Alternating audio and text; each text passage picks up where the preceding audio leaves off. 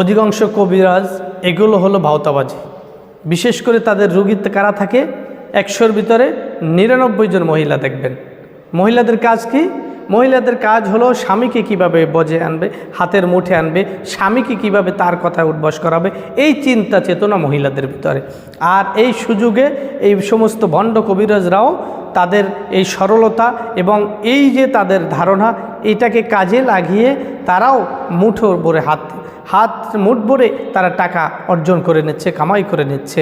কারণ তারা বলে যে হ্যাঁ বোন, তোমার স্বামী এই করে, তোমার সাথে এই ঝগড়াঝাটি করে, এখন কি করতে হবে, এই কাজগুলো করো, তোমার স্বামী দেখবা তোমার হাতের মুঠে চলে আসছে।